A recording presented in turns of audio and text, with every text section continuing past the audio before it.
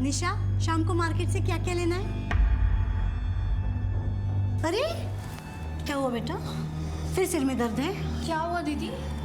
2 दिन बाद सगाई है, तेरी तबीयत ठीक नहीं है और फिर भी तू ऑफिस जा रही है? हाँ, ऑफिस नहीं जा रही हूँ, वो एनजीओ ने कैंप लगाया हुआ है गांव में, वहाँ जा रही हूँ। अभी भी सिर में दर्द है ना? मैंने आपसे बोला है आप ये मेडिसिन खाना बंद करो और किसी डॉक्टर को दिखाओ। रितु मैं ठीक हूँ। तो ठीक नहीं है। मुझे लेट हो रहा है, मैं जा रही हूँ। अरे पर सुन तो सही में। बाय बेटा सुनो,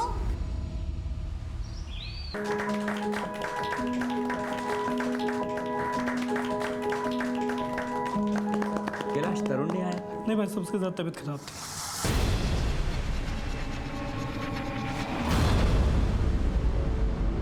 आइए सब लोग मुंह मीठा कर लीजिए।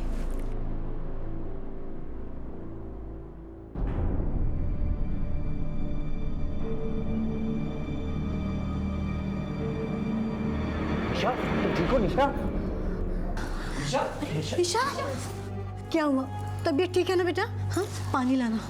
हाँ वो बस चक्कर आ गया था। क्या कह रहा है अग्रवाल?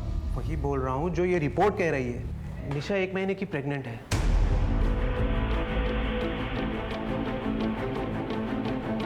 सुशील, तुम्हें ठंडे दिमाग से काम लेना होगा। पापा, अजीत, मैं सच कह रही हूँ। मुझे सच में नहीं पता कि रिपोर्ट्स में ये सब कैसे आ गया। मैं प्रेग्नेंट कैसे हो सकती हूँ पापा? मैं सच कह रही हूँ, मैं ऐसा कभी नहीं कर सकती। एक तो तुमने हमारी नाक कटवा दी, ऊपर से तुम दोनों मिलकर ये नाटक कर रहे हो। मैं इसको क्या समझता था, और ये क्या? आप मुझे क्यों ब्लेम कर रहे हैं अंकल? अजीत, निशा तुम्हारे साथ बाहर जाती थी तो ये तुम्हारा बच्चा नहीं तो किसका बच्चा है? हाँ आंटी, इसका जवाब आप अपनी बेटी से क्यों नहीं पूछती? माँ पापा, आप लोग मेरा यकीन कीजिए प्लीज। मैंने ऐसा किसी के साथ नहीं किया है, ना ही अजीत के साथ और ना ही किसी और के साथ।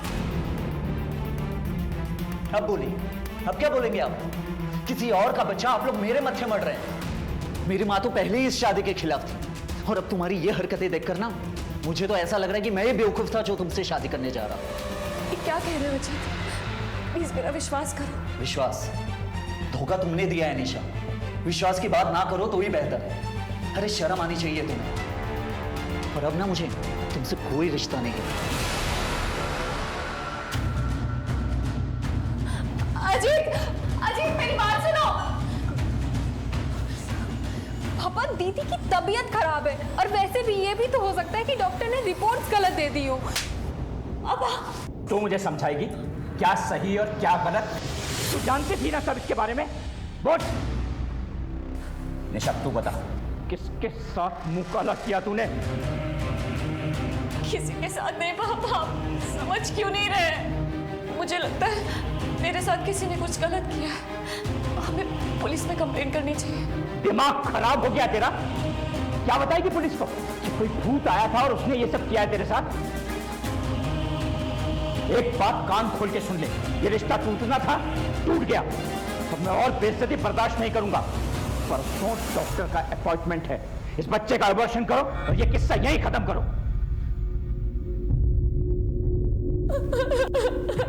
ऐसा कैसे हो सकता है कि एक औरत को पता तक ना चले कि वो मां बनने वाली, और ये तक ना मालूम हो कि वो उसके बच्चे का बाप कौन है? Is it possible? ये एक ऐसा सवाल था जो हमें शॉक कर रहा था, और जो जवाब हमें मिला वो और भी शॉकिंग था। खतरे की दस्तक घर की चौखट तक पहुंच चुकी थी, जो सबको सुनाई दे रही थी, लेकिन इससे पहले कोई कुछ सोचता समझता, एक खतरनाक मोड़ आ गया।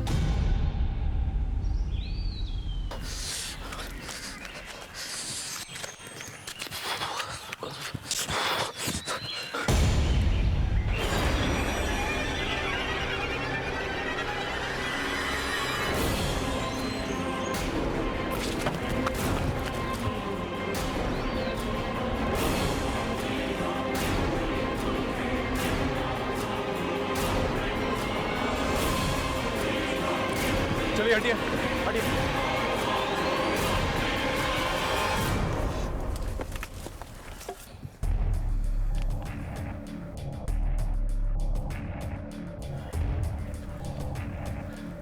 आसपास अच्छे से चेक करो। लाश को सबसे पहले किसे देखा? सर मैंने देखा सर। यहाँ क्या कर रहे थे इस वक्त? सर मैं सुबेरे हल्का होने आया था सर, तो यहाँ लाश पड़ी देखी, फिर आपको कॉल किया सर। सर गला घोट के मारा गया। बॉडी को देख के लगता है कि इसने अपनी जान बचाने के लिए काफ़ी स्ट्रगल किया था।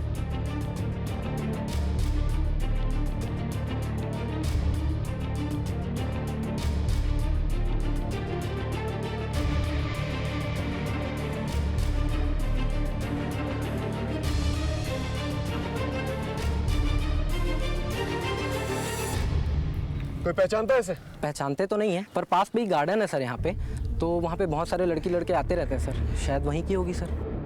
सर ये बैग मिला कुछ दूर पे, ये शायद इसी लड़की का हो। ये इसका एम्प्लॉय कार्ड है किसी एनजीओ का। Good care NGO, Nisha Sharma. इस एनजीओ के बारे में पता करो और इसकी फैमिली को बता दो, और यहीं आसपास जो पार्क है ना वहाँ पर पूछताछ करो, शायद इस लड़की को किसी ने देखा। सर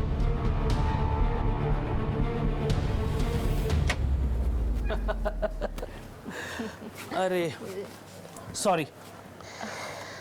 अरे कोई बात नहीं, thank you. Thank you. Okay.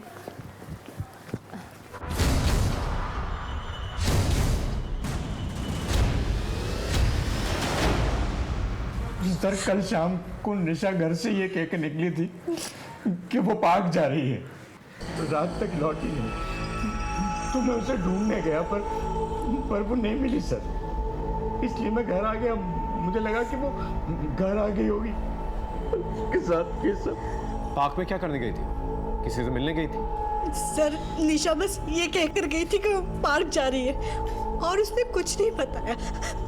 ऋतु तुम कुछ कह रही थी कि निशा की बात का किसी ने भरोसा नहीं किया, वो कौन सी बात थी? वो प्रेग्नेंट थी सर।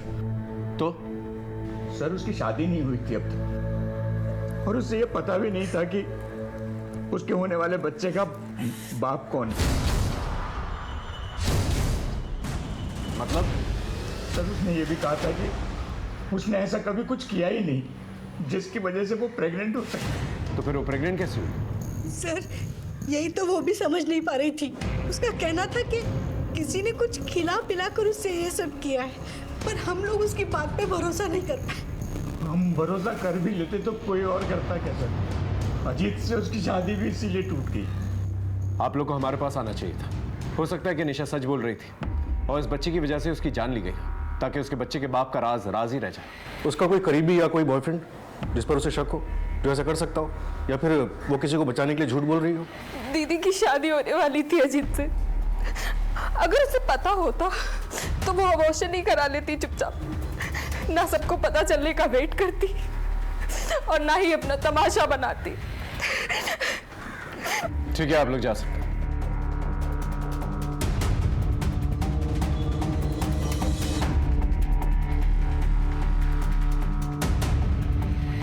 सर जिस जगह निशा की लाश मिली वो जगह पार्क के काफी नजदीक है। मैंने पार्क के स्टाफ से चेक किया, लेकिन किसी ने भी निशा को नहीं पहचाना। ये जगह काफी सुनसान रहती है सर। हो सकता है कि निशा को किसी ने वहां पे अकेले देखा हो, उसका फायदा उठाने की कोशिश की हो, नाकाम रहा हो और उसे मार दिया हो, क्योंकि स्ट्रगल तो हुआ था। बिल्कुल हो सकता है, लेकिन निशा का कहना था कि उसे दवा देकर उसका रेप किया गया था। अगर एक सेकंड के लिए मान भी ले कि वो सही कह रही थी, अगर वो पुलिस के पास आ जाती तो पता नहीं किस इंसान का राज फाश हो जाता। सर आपका कहना है कि किसी ने राज को राज रखने के लिए निशा को पार्क में बुलाया और हमेशा के लिए उसे खामोश कर दिया?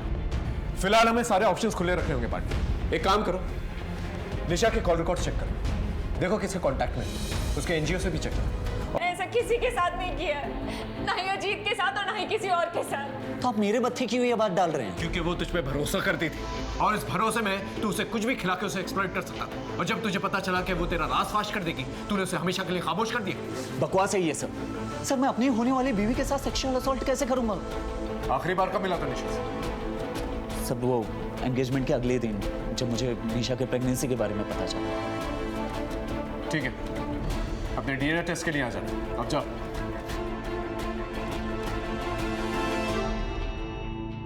निशा की लाइफ में अजीत के अलावा कोई और भी था?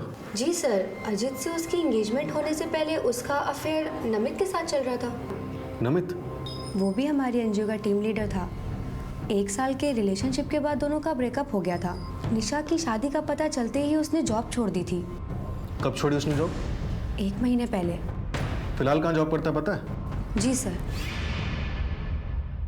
सर निशा के एक्स बॉयफ्रेंड के नए ऑफिस में बात हुई थी। 22 तारीख को वो देहरादून के लिए निकला था ऑफिशियल टूर पे। इंटरेस्टिंग। निशा का भी मर्डर 20 तारीख को ही हुआ। और सर ये निशा के पोस्टमार्टम की प्रिलिमिनरी रिपोर्ट, इसके हिसाब से निशा की बॉडी में हैवी सेडेटिव के ट्रेसेस मिले हैं। इसका मतलब निशा बिल्कुल सही कह रही थी, कोई उसे सेडेटिव्स दे के मोलेस्ट कर रहा था, तभी उसे पता नहीं चला उसके बच्चे का बाप कौन है। इस नमित को उठा के लेके आओ। और सेडेटिव्स का नाम सर्टेन होते ही उसे ट्रेस करना शुरू किया। सर, ये निशा के कॉल रिकॉर्ड्स हैं। इसमें ज़्यादातर कॉल्स तो फैमिली और ऑफिस से ही है। सर, जो निशा को लास्ट कॉल की गई थी वो पार्क के पास के गांव जैतपुर से की गई थी।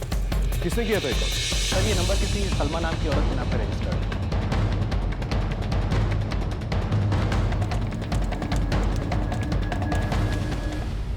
साहब, मैं 3 महीना पेट से हूँ। उस दिन मैं घर पर ही गिर गई थी। गिरने की वजह से मुझे चोट लग गई, इसलिए मेरी तबीयत भी बहुत ख़राब हो गई थी। इसलिए मैंने उन्हें फ़ोन किया था दवा पूछने के लिए। दवा पूछने के लिए फ़ोन किया था या यहाँ बुलाया था? नहीं साहब, दवा पूछने के लिए फ़ोन किया था। तो दीदी बोली वो यहीं पास में ही है, थोड़ी देर में खुद आ जाएंगी। लेकिन वो नहीं आई साहब, और कुछ देर बाद मेरी तबीयत भी ठीक हो गई, इसलिए मैंने गौर नहीं किया। निशा तुम्हारे एक फ़ोन कॉल पे इतनी रात को यहाँ आने के लिए तैयार हो गई, क्यों? ऐसा क्या खास था यहाँ? खास क्या होगा साहब, उस दिन यही दीदी की तबीयत ख़राब हो गई थी घर में, तो बस मैंने। दीदी क्या हुआ? आप ठीक तो है ना?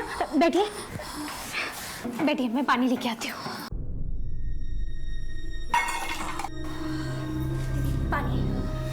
सलमा, मेरे बैग में एक दवाई है, निकाल दोगी? ठीक है, मैं निकालती हूँ।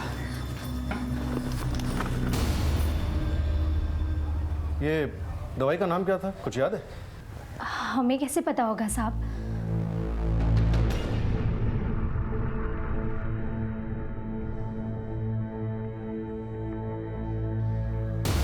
पर हाँ साहब, नीली गोली थी एक। हो सकता है सर, इस दवा के ट्रेसेस निशा की बॉडी से मिले हों। नहीं, निशा ऐसी सेडेटिव्स क्यों लेगी जो उसे बेहोश कर दी? और उसने दवाई यहाँ आकर खाई थी, और अगर वो सेडेटिव्स के बारे में जानती भी थी तो वो यहाँ खाकर यहाँ बेहोश होती। निशा के घर जाकर पता करना पड़ेगा।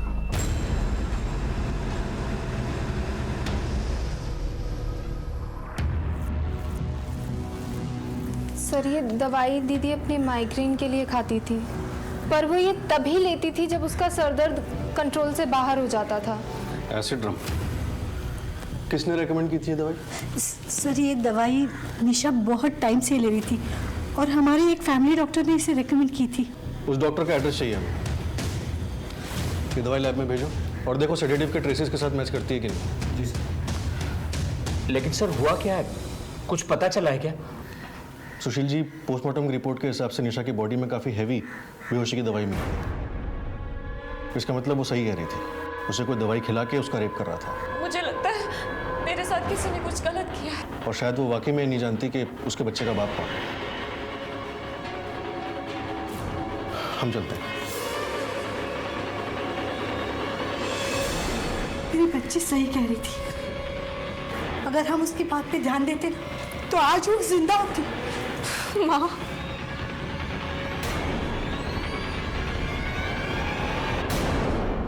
निशा जो एसिडम टैबलेट्स ले रही थी वो माइग्रेन की दवा है, लेकिन ये उसकी डिटेल पोस्टमार्टम रिपोर्ट के हिसाब से उसे BSG नाम की टैबलेट्स बतौर सेडेटिव दी जा रही थी।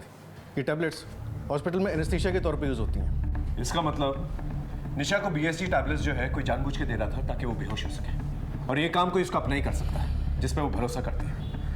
अगर ये सेडेटिव्स जनरल यूज के लिए नहीं है तो इसकी सेल और परचेज भी लिमिटेड ही होगी।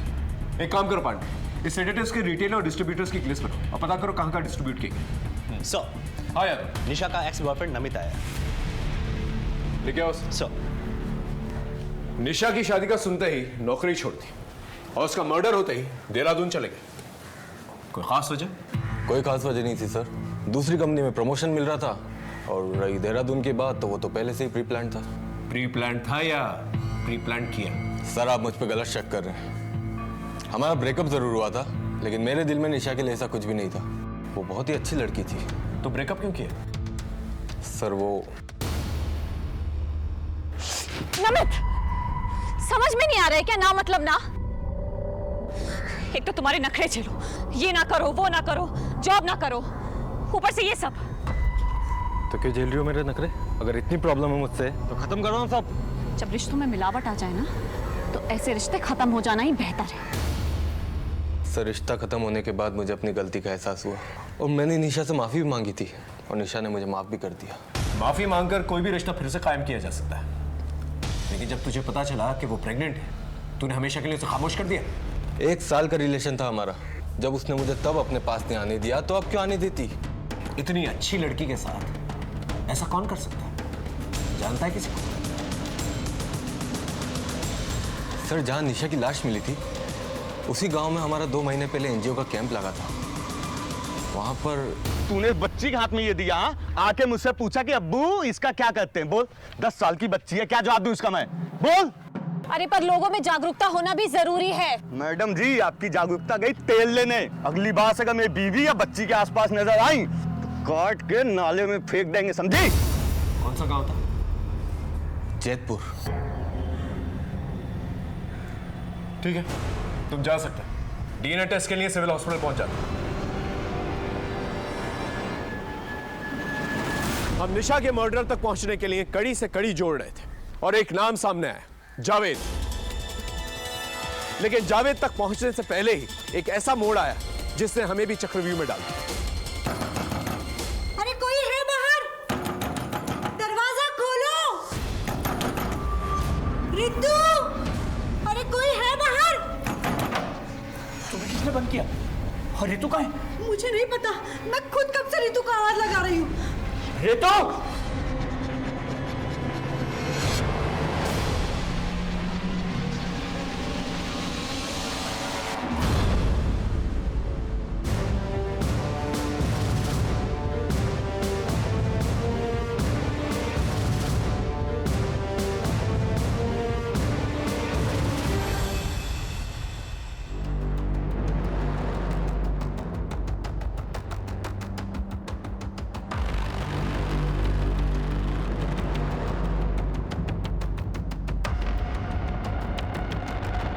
पांडे, ये सुसाइड नहीं, मर्डर है। मार्क्स जो है ऊपर की तरफ नहीं बल्कि साइड में जा रहे हैं, यूं देखो, पैरेलल। इसका मतलब इसका गला घोंट के मारा गया है और फिर बाद में फांसी पे लटकाया गया ताकि सुसाइड की शक्ल दी जा सके। पांडे घर का हर एक कोना छान मारा और बॉडी को पोस्टमार्टम के लिए भेजना। सर चलो।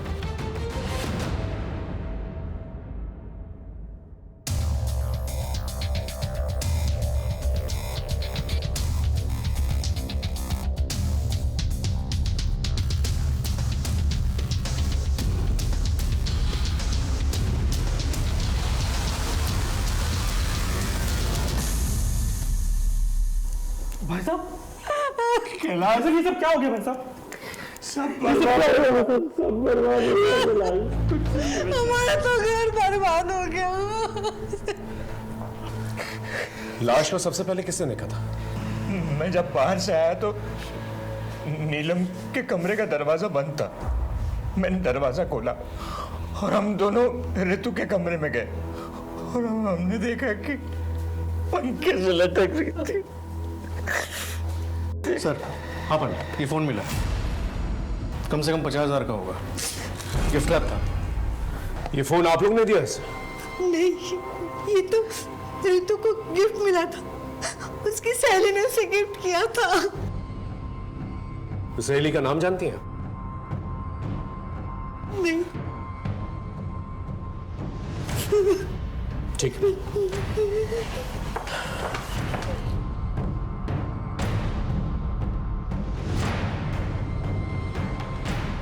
ऋतु को पूरा यकीन था कि निशा बिल्कुल सच बोल रही थी। इसका मतलब ऋतु को मालूम था कि कुछ ना कुछ हुआ है। इससे पहले वो अपना मुंह खोल पाती, उसे हमेशा के लिए खामोश कर दिया गया ताकि निशा का राज हमेशा के लिए राज ही रह जाए। पांडे, मोहल्ले में पूछताछ करो, शायद किसी ने कुछ देखा। और ये भी पता करो ऋतु की ऐसी कौन सी रईस सहेली है जो उसे इतना महंगा गिफ्ट देती।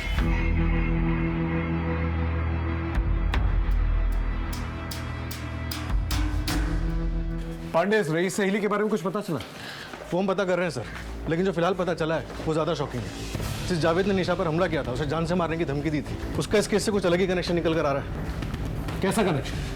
सर, इस जावेद की बीवी का नाम है सलमा, और ये सलमा वही है जिसके फ़ोन करने पर निशा उस रात वहाँ पहुँची थी। मैंने कुछ नहीं किया साहब, मैंने कुछ नहीं किया साहब। बोल। बताता हूँ साहब, उसका जो है ना मेरे परिवार में बहुत ज्यादा दखल हो गया था साहब। उसकी बातें सीख के सलमा कहती थी कि बच्चे ना पैदा करो साहब। हद तो तब हो गई साहब जब उसने मेरी छोटी बच्ची को भी सिखाना चालू कर दिया साहब। बाप हूँ साहब बच्ची का, गुस्सा आ गया था साहब।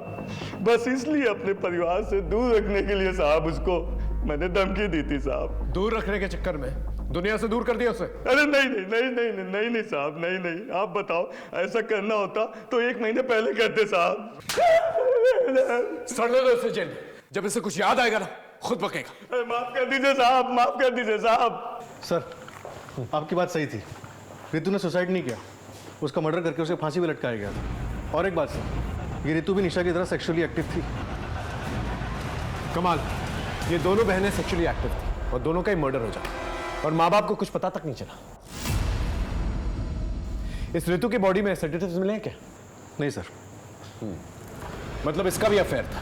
हो सकता है कि ये दोनों बहनों का एक ही लड़के के साथ अफेयर था और इसी लड़के ने दोनों बहनों को मार दिया। सर, रितु के दोस्तों से बात की थी। हाँ, कोई भी उसके बॉयफ्रेंड के बारे में कुछ नहीं जानता और ना ही कोई ये बता पाया कि वो फोन उसको किसने दिया होगा। कमाल है, उसका बॉयफ्रेंड था नहीं, उसके माँ बाप ने या उसके दोस्त ने मोबाइल फोन गिफ्ट नहीं किया, तो शायद ये फोन उसने खुद ही खरीदा। एक काम करो, मोबाइल फोन के IMEI नंबर से ना पता करो कि मोबाइल फोन कहां से परचेज किया गया और सुशील का DNA टेस्ट करवाओ। सुशील? लेकिन क्या वो ऐसा करेगा अपनी बेटियों के साथ? जिस दिन निशा का मर्डर हुआ था वो पार्क में था और रितु की भी लाश सबसे पहले उसी ने देखी। ये प्रेगनेंसी तो एक छलावा है, असल बात तो कुछ और है। ये रितु के कॉल रिकॉर्ड्स कब तक आएंगे? शाम तक आ जाएंगे सर।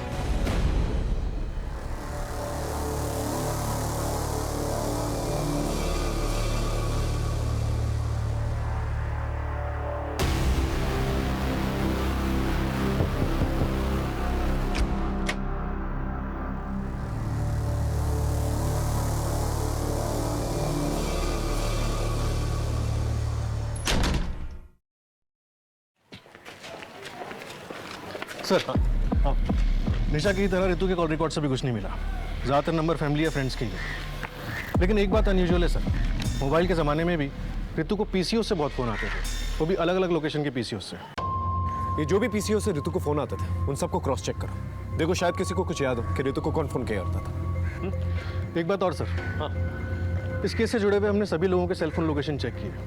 उनमें से एक बंदा ऐसा है जिसका सेलफोन लोकेशन निशा के मर्डर वाले दिन पार्क में ही था, पर उसने हमें बताया नहीं। बोल बोल अबे बोल। मैं बताता हूँ सर। बोल। सर, उस दिन निशा ने मुझे पार्क में बुलाया था, उसे कुछ इंपॉर्टेंट बात करनी थी। तेरे होने वाले बच्चे के बारे में ना, जिसे छुटकारा पाने के लिए तूने उसका मर्डर कर दिया। हाँ नहीं सर, ऐसी कोई बात नहीं सर, और ना ही वो मेरा बच्चा था। तो फिर पार्क में क्यों बुलाया था उसने तुझे? मेरी बात हमसे क्यों छुपाई तूने? मैं तुम्हें पागल दिखता हूँ? सच बात तो ये है कि ये बच्चा ना तुम्हारी अय्याशियों का नतीजा है। अजीत, अच्छा हुआ जो शादी से पहले ही मुझे तुम्हारा ये चेहरा भी दिख गया। तुम्हें मेरी बात पे भरोसा नहीं है ना कि मैं सच कह रही हूँ? ठीक है, मैं इस रिश्ते को आज इसी वक्त खत्म करती हूँ। हाँ ठीक है, जाओ जाओ, मुझे भी कोई रिश्ता नहीं रखना तुम्हारे साथ। सर, उस दिन हमारा झगड़ा हो गया था और अगले ही दिन जब मुझे पता चला निशा का मर्डर उसी पार्क के करीब हुआ है तो मैं घबरा गया था। इसलिए घबराना तो वाजिब है तेरा, दो मर्डर जो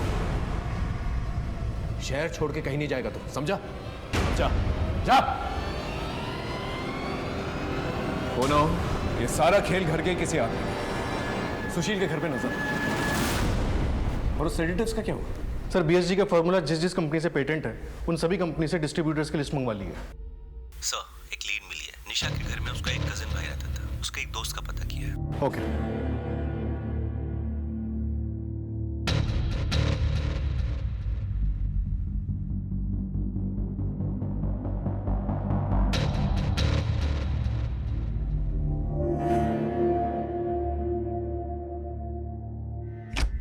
कब से आ रहा तू यहाँ पे? सर, मेरा तो इस घर में आना जाना लगा ही रहता है। सारा सामान मेरे यहीं से तो जाता है। क्या हुआ सर? चल आजा, कुछ बातें करेंगे। सर, 1 महीने पहले तक निशा का कजिन तरुण उनके साथ ही रहता था, मेरा दोस्त बन गया था, मगर 1 महीने पहले निशा ने उसको घर से निकाल दिया था। ये ले अपना बैग पकड़ और निकल यहाँ से। दीदी प्लीज प्लीज दीदी। ये क्या कर रहा है? दीदी आई रियली सॉरी दीदी प्लीज प्लीज। छोड़ मुझे। दीदी प्लीज। तू तो शुक्र मना कि सिर्फ चाचा जी को पता है और किसी को नहीं। और हाँ, जिसको जो बताना होगा मैं खुद बताऊंगी, समझ रहा है तू? निकल यहाँ से। दीदी आई रियली सॉरी दीदी प्लीज, अब आगे से कभी नहीं होगा दीदी, सॉरी प्लीज। कोई सॉरी वॉरी नहीं। दीदी ये बैग पकड़। दीदी दीदी प्लीज और निकल यहाँ। प्लीज दीदी प्लीज। निकल यहाँ से, समझ में नहीं आ रहा है तुझे? दीदी निकल यहाँ प्लीज दीदी। तो तू क्या कहना चाहता? तरुण ने किया है सब? मैं क्या बोलूं? सच बता, वरना हलक से ना जुबान निकाल दूंगा। बोल। सर, वो तरुण सर, वो पोर्न वीडियो का बहुत शौकीन था, एडिक्ट था एकदम। मेरी ही दुकान से रिचार्ज करवाता और 4 दिन में ही पूरा इंटरनेट पैक खत्म कर देता था पोर्न वीडियो देखकर। मगर उसकी कोई गर्लफ्रेंड नहीं थी। तो क्या? बोल। हो सकता है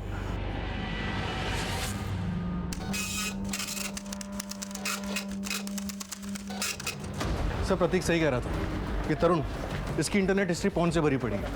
आज भी कई प्रोस्टिट्यूट्स के साथ कांटेक्ट में है। सर, मोहल्ले वालों ने बताया कि तरुण ना निशा के एंगेजमेंट में आया था और ना ही निशा और ऋतु के अंतिम संस्कार में।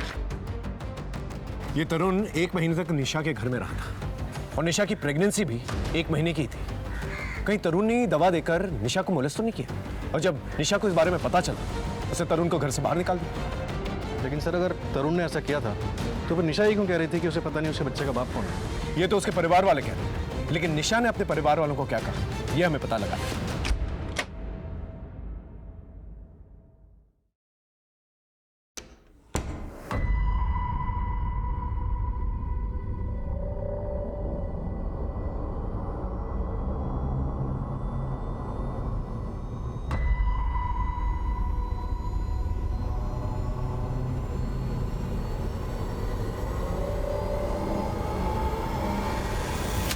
रेगुलर कांटेक्ट में रहता है और तू कह रहा है कि तूने कुछ नहीं किया।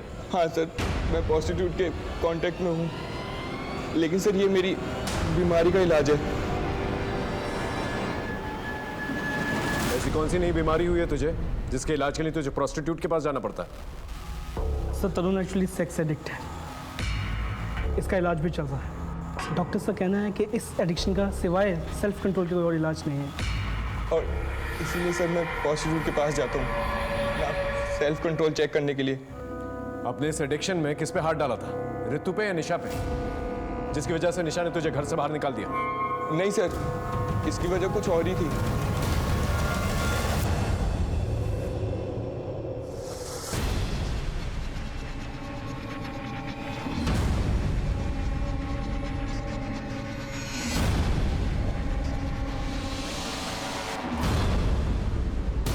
और सर मैं इसी इंसिडेंट के बाद अपने घर लौट आया था और निशा दीदी ने पापा को छोड़कर किसी और को ये बात नहीं कही थी।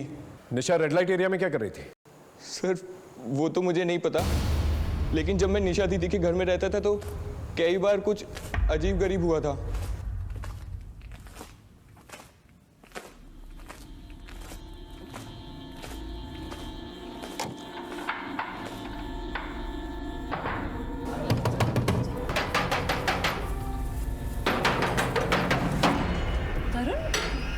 ये दरवाजा किसने बंद किया था?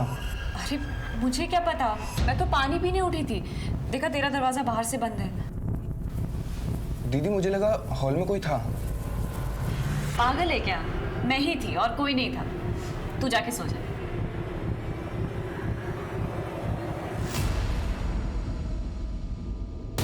सर आई एम श्योर वहाँ कोई तो होता था।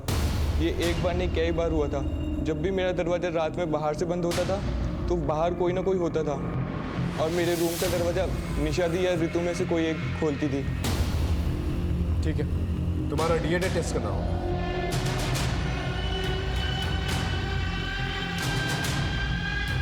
सर, निशा एनजीओ के रूटीन काम से अक्सर रेड लाइट एरियाज में जाती थी और रुचि ने बताया कि वहाँ उसने तरुण को देखा था। हो सकता है फैमिली की इज्जत बचाने के लिए उसने तरुण को घर से निकाल दिया। कोई तो था जो उस घर में आता जाता था और सर्टिफिकेट्स का इस्तेमाल भी हुआ है। सर, कब सर मैं ऋतु के कॉल डिटेल्स में मिले सभी पीसीओ को क्रॉस वेरीफाई किया, तो भी पता नहीं चल पाया कि ऋतु को कौन कॉल करता है। लेकिन सर 5 पीसीओ ऐसे हैं जहाँ पे ऋतु को कॉल करने के बाद किसी दूसरे नंबर पर भी कॉल किया गया था। ये नंबर श्रीकांत गुप्ता था।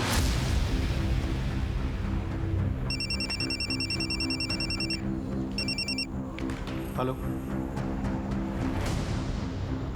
ओके सर, बीएसजी के 4 डिस्ट्रीब्यूटर्स में से सिर्फ एक डिस्ट्रीब्यूटर है गाजियाबाद में, मेडोक फार्मेसी। तुम फार्मेसी जाओ। सर। पांडे, इस श्रीकांत गुप्ता के घर जाके देखो। सर। सर ये नंबर तो हमारा नहीं है। आपके आईडी पर रजिस्टर्ड है ये नंबर? मेरे आईडी पे? आप दोनों के अलावा कौन कौन रहता है घर में? सर घर में मैं, मेरी पत्नी और मेरा बेटा, बस।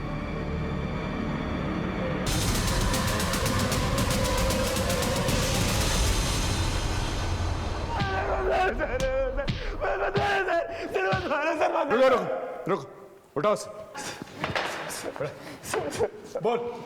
ऋतु के घर के बाहर एक मेडिकल स्टोर था, वहाँ आते जाते हमारा अफेयर शुरू हो गया था। मैंने मेरे और ऋतु के बीच के कुछ प्राइवेट मोमेंट्स की वीडियोस रिकॉर्ड के लिए थे। घर में सबके सो जाने के बाद वो सबके कमरों की कुंडी लगा देती थी ताकि कोई भी जागे तो मैं वहाँ से चला जाऊँ।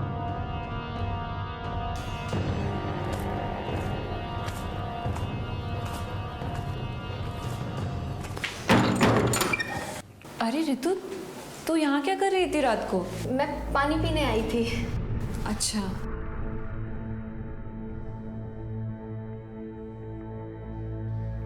सर निशा की खूबसूरती के आगे ऋतु कुछ भी नहीं थी। मेरा मन टोल गया था। मैंने ऋतु को वीडियोस दिखा के धमकाया कि वो निशा के साथ फिजिकल होने में मेरी मदद करे। मेरी दी हुई दवा को निशा की माइग्रेन वाली दवा के साथ दे दी।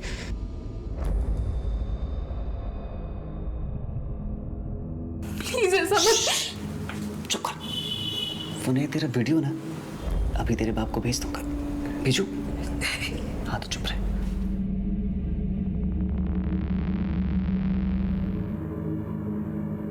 सब कुछ मेरे हिसाब से चल रहा था, मगर निशा प्रेग्नेंट हो गई और चीजें बदल गई। ऋतु ने आके मुझे बताया कि निशा को उस पर शक हो गया है। मैंने आज तक कभी किसी के हाथ से कुछ नहीं खाया, सिर्फ तुम ही मुझे दवाई देती हो। कहीं तुमने ही तो ये सब। ये क्या बोल रही दीदी? इसलिए मैंने उसे ठिकाने लगाने का प्लान बना लिया। 2-3 दिन मैंने उसका पीछा किया, फिर वो मौका आ गया जिसकी मुझे तलाश थी। वो सुनसान रास्ते में अकेले जा रही थी। ऋतु को क्यों मारा? ऋतु को शक हो गया था कि मैंने निशा का मर्डर किया है, और पुलिस को जब ये पता चला कि निशा को सिलेक्ट्री देकर उसका रेप किया गया, ऋतु डर गई। हमें ना पुलिस को सब कुछ सच सच बता दो। देख, किसी को कुछ भी पता नहीं चलेगा, बस तुम अपना मुंह बंद रखना। ऋतु इतने डर गई थी कि अगर पुलिस उससे एक बार भी पूछताछ करती तो वो सब कुछ उगल देती, और मैं ये रिस्क नहीं लेना चाहता था।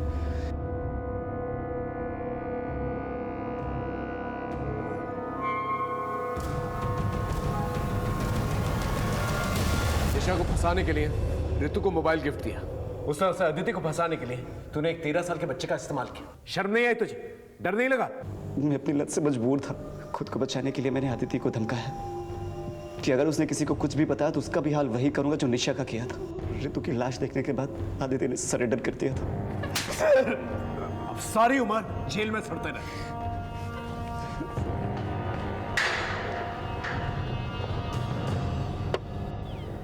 देखा आपने कितनी दस्तकें मिली। निशा का अपनी तबीयत को इग्नोर करना, ये एक दस्तक थी। निशा का ये बार बार कहना कि उसे नहीं पता उसके बच्चे का बाप कौन है। मैं प्रेग्नेंट कैसे हो सकती हूँ पापा? और उसके फैमिली मेंबर्स को इस दस्तक को इग्नोर करना। निशा के माँ बाप को पुलिस की हेल्प लेनी चाहिए थी। मोबाइल फोन का सीक्रेटली इस्तेमाल करना, ये भी एक बहुत बड़ी दस्तक थी। बच्चों पे नजर रखना बहुत जरूरी है, क्योंकि कोई भी उन्हें बहला फुसलाकर गलत काम करवा सकता है। अजय ने जब ऋतु को ब्लैकमेल करना शुरू किया तो वो पुलिस की मदद ले सकती थी, लेकिन वो चुप रही और अजय का शोषण सहती रही, और उसी चुप्पी की वजह से निशा भी अजय का शिकार बनी। इसलिए चौकन्ना रहना बहुत जरूरी है। फिर मिलेंगे एक नए केस के साथ। तब तक देखते रहिए क्राइम पेट्रोल दस्तक। मकसद बताना नहीं, बचाना है। और हाँ, एक और बात, मंगलवार 27 नवंबर से क्राइम पेट्रोल दस्तक एक नए समय पर दिखाया जाएगा, रात को 10:30 बजे।